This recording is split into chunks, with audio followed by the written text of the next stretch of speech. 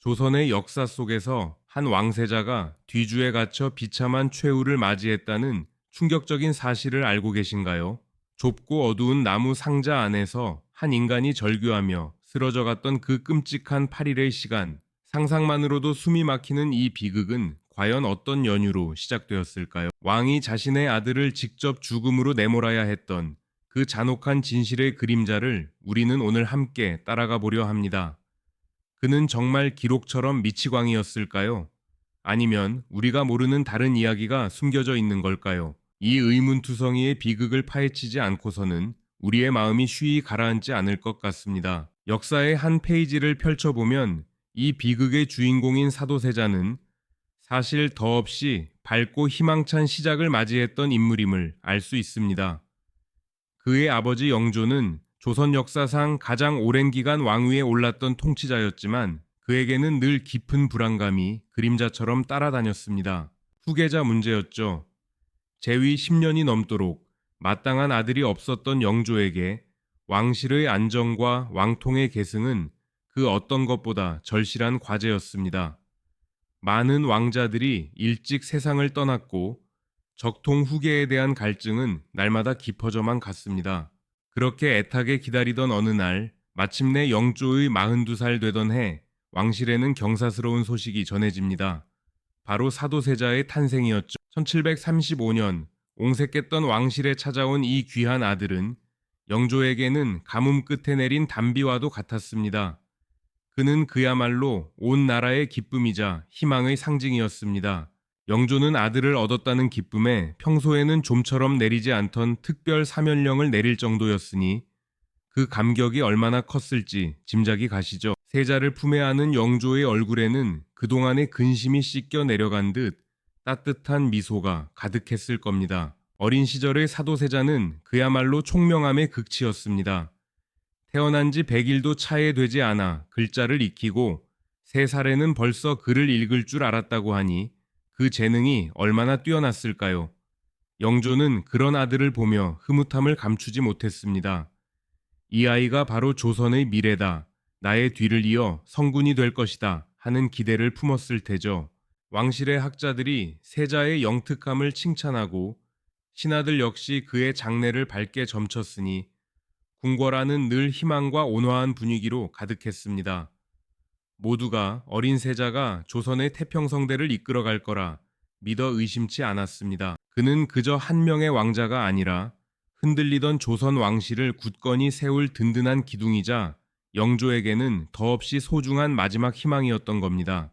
이렇게 밝게만 빛나던 세자의 앞날에 대체 어떤 그림자가 드리워진 것일까요?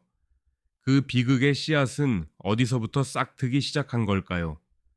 우리는 이 질문을 품고 다음 이야기로 나아가야 할 것 같습니다. 어린 시절의 사도세자는 눈부시게 빛나는 희망 그 자체였지만 안타깝게도 그 밝음 속에 드리워지기 시작한 그림자는 그리 멀지 않은 곳에서부터 시작되고 있었습니다.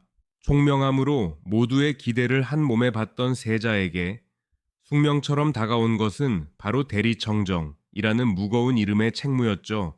영조는 당시 쉰이 넘은 나이로 자신의 오랜 통치 경험을 아들에게 전수하고 후계자로서의 역량을 키워주고자 24살의 사도세자에게 국정을 대신 다스리게 합니다.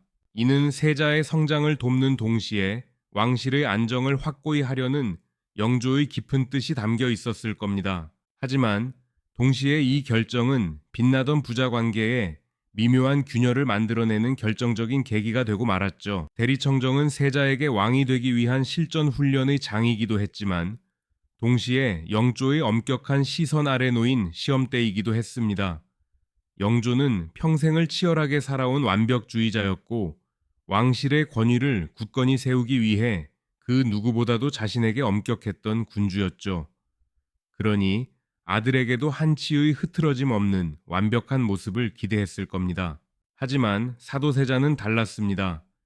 그는 타고난 학자라기보다는 좀 더 활달하고 자유로운 기질을 지녔던 것으로 보입니다.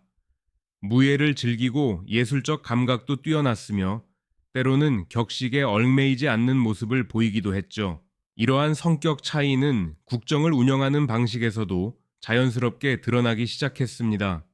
영조가 모든 것을 세세하게 살피고 꼼꼼히 처리하는 것을 중시했다면 세자는 좀 더 넓은 시야에서 과감한 결정을 내리려 했던 것일까요?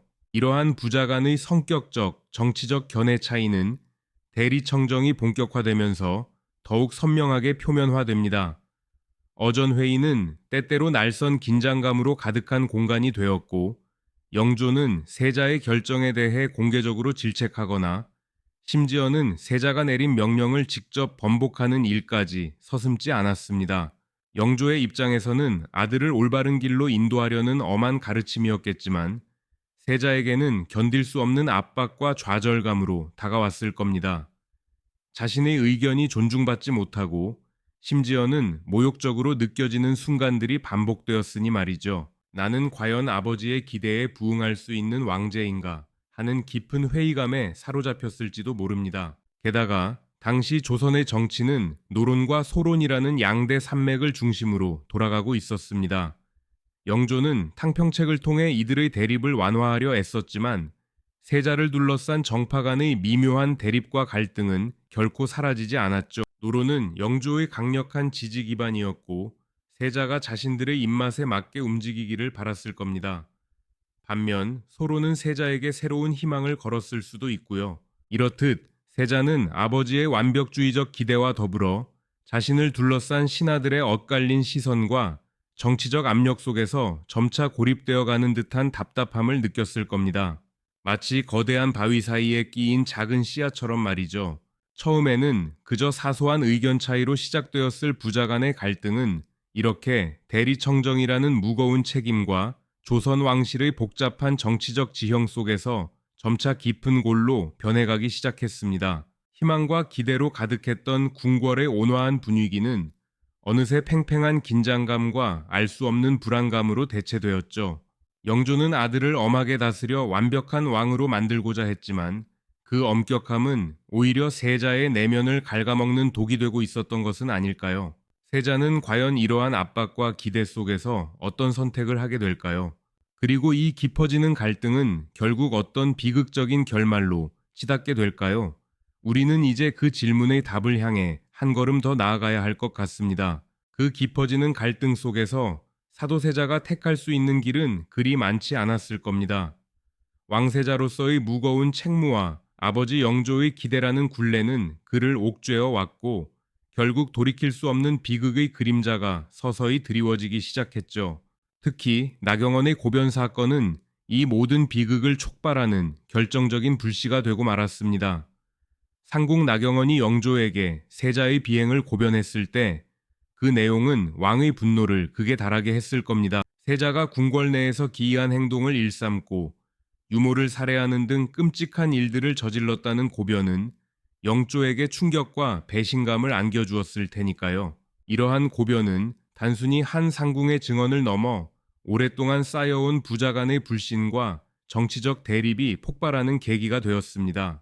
영조는 이미 세자의 정신적인 불안정함과 기행에 대해 알고 있었지만 공식적으로 제기된 이 고변 앞에서 더 이상 물러설 수 없었을 겁니다. 왕으로서의 권위와 왕실의 안녕을 지켜야 한다는 압박감은 그를 벼랑 끝으로 내몰았을 테죠. 왕실의 존엄을 지키고 미래의 왕이 될 세자의 자질에 대한 심각한 의구심은 영조로 하여금 극단적인 결정을 내리게 하는 요인으로 작용했을 겁니다. 아마 그 순간 영조의 마음속에는 한 아버지로서의 고뇌와 한 나라의 군주로서의 냉철한 판단이 복잡하게 뒤섞여 있었을 겁니다. 결국 영조는 탕평책을 통해 어렵게 다져온 왕권을 지키고 흔들리는 왕실의 기강을 바로잡기 위해 고통스러운 결단을 내리게 됩니다. 바로 세자를 폐위하고 뒤주에 가두라는 명령이었죠. 이 명령이 떨어지던 순간 영조의 손은 아마 떨리고 있었을지도 모릅니다. 자신의 아들을, 그것도 대를 이을 왕세자를 죽음에 이르게 하는 이 잔혹한 결정은 그 어떤 아버지도 쉽게 내릴 수 없는 일이었을 테니까요. 하지만 그는 결국 왕으로서의 책임을 더 무겁게 여겼고 그 결과는 조선 역사상 가장 참혹한 비극으로 기록되고 말았습니다. 뒤주에 갇히게 된 사도세자의 모습은 얼마나 절규에 차 있었을까요? 좁고 어두운 나무 상자 안에 갇혀 바깥 세상과의 모든 연결이 끊어진 채 홀로 남겨진 세자의 심정은 감히 헤아릴 수조차 없을 겁니다. 그곳은 단순한 감금 장소가 아니라 살아있는 존재가 죽음을 기다리는 처절한 감옥이었을 테니까요. 뒤주 주변을 지키는 군사들의 삼엄한 경계 속에서 세자의 마지막 희망마저 산산이 부서지는 고통스러운 시간이 시작됩니다.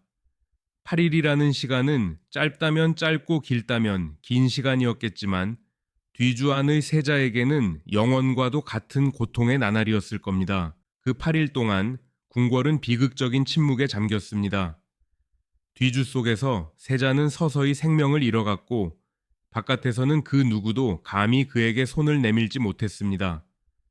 한 나라의 왕세자가, 그것도 임금의 아들이 굶주림과 갈증 그리고 공포 속에서 서서히 죽어가는 이 끔찍한 광경은 보는 이들에게 깊은 충격과 비통함을 안겨주었을 겁니다. 아들이 죽어가는 것을 알면서도 문을 열지 못했던 영조의 마음은 또 어땠을까요? 아마 그는 매일 밤 악몽에 시달렸을 것이고 그 결정의 무게에 짓눌려 잠 못 이루는 밤을 보냈을 겁니다. 결국 8일의 처절한 시간이 흐른 뒤 뒤주 안에서는 더 이상 아무 소리도 들리지 않았습니다. 세자의 숨이 끊어지는 순간 조선 왕실의 가장 비극적인 한 페이지가 그렇게 마무리되었던 것이죠. 이 모든 과정은 한 인간의 무력감과 공포, 그리고 한 가족의 파멸을 고스란히 보여주는 듯합니다. 그렇게 뒤주 속에서 세자의 숨이 멎은 순간 조선의 왕실은 돌이킬 수 없는 깊은 상처를 안게 되었죠. 한 나라의 왕세자가, 그것도 임금의 아들이 아버지의 명으로 비참한 최후를 맞이한 이 사건은 단순한 개인의 비극을 넘어 왕실의 권위와 존엄에 지울 수 없는 얼룩을 남겼습니다. 궁궐은 싸늘한 침묵 속에 잠겼지만 그 침묵 속에서는 수많은 의문과 비통함이 소용돌이쳤을 겁니다. 세자의 죽음은 그저 한 왕자의 생이 끝났다는 사실만을 의미하지 않았습니다. 그것은 조선 후기 정치의 방향을 결정하고 한 왕조의 운명에 지대한 영향을 미칠 거대한 파문의 시작이기도 했으니까요. 하지만 역사는 멈추지 않고 흘러갔습니다. 아버지의 비극적인 죽음을 어린 나이에 목격해야 했던 세손, 훗날 정조가 왕위에 오르면서 역사는 새로운 전환점을 맞이합니다. 정조에게 사도세자는 단순한 아버지가 아니었죠. 그는 자신의 존재 이유이자 평생을 바쳐 명예를 회복해야 할 대상이었습니다. 정조는 즉위 후 나는 사도세자의 아들이다 라고 선언하며 아버지의 죽음이 부당했음을 온 세상에 천명했죠. 이는 당시 집권 세력이었던 노론에게는 정면 도전과 다름없는 발언이었고 그만큼 정조에게는 엄청난 정치적 부담이자 위험을 감수해야 하는 일이었습니다. 정조는 자신의 통치 기간 내내 아버지의 명예를 회복하고 그의 억울함을 밝히기 위해 부단히 노력했습니다. 사도세자의 무덤을 옮겨 현룡원이라 부르고 그 주변에 신도시를 건설하는 등 아버지를 향한 지극한 효심과 정치적 의지를 동시에 보여주었죠. 특히 수원 화성 건설은 단순한 군사 요새의 의미를 넘어 아버지의 묘를 지키고 그의 업적을 기리려는 정조의 깊은 뜻이 담긴 거대한 사업이었습니다. 이처럼 정조는 아버지의 죽음을 둘러싼 진실을 규명하고 그 비극을 정당화하려 했던 세력에 맞서 싸우며 자신이 꿈꾸는 새로운 조선을 만들어 나가려 했습니다. 하지만 사도세자의 죽음은 너무나 복잡하게 얽힌 실타래와 같아서 그 진실을 온전히 밝히는 일은 결코 쉽지 않았습니다. 당시의 기록들은 영조의 입장과 노론의 시각에서 주로 서술되어 세자의 광증과 비행을 강조하는 경향이 짙었죠. 반면 정조가 즉위한 이후에 쓰인 기록들, 예를 들어 한중록 같은 문헌들은 세자의 비극적인 측면과 영조와의 갈등, 그리고 정치적 희생양으로서의 면모를 부각하며 상반된 시각을 제시합니다. 이처럼 역사의 기록들은 때로는 승자의 논리에 따라, 때로는 후대의 시각에 따라 다르게 해석되곤 하는 것이죠. 그렇다면 과연 사도세자는 정말 미치광이었을까요? 아니면 엇갈린 정치적 견해와 극심한 스트레스 속에서 고통받던 한 인간이었을까요? 영조는 아들을 죽음으로 몰아넣을 수밖에 없었던 비정한 아버지였을까요? 아니면 왕실의 안녕을 위해 고뇌했던 고독한 군주였을까요? 이 질문들은 오늘날까지도 역사를 탐구하는 우리에게 깊은 생각할 거리를 던져줍니다. 사도세자의 비극은 단순한 과거의 사건이 아니라 권력의 속성, 가족 관계의 복잡성, 그리고 인간 본연의 고뇌가 얽힌 보편적인 드라마임을 우리에게 끊임없이 일깨워주고 있습니다. 결국 사도세자의 죽음은 한 왕실의 비극을 넘어 한 시대의 정치적 풍경과 인간 심연의 갈등을 고스란히 보여주는 거울과도 같다고 할 수 있습니다.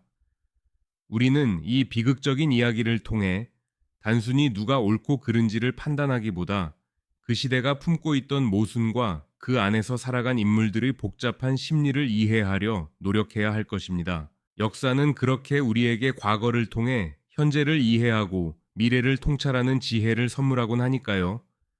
과연 그날 뒤주 속에서 세자는 어떤 마지막 생각을 했을까요?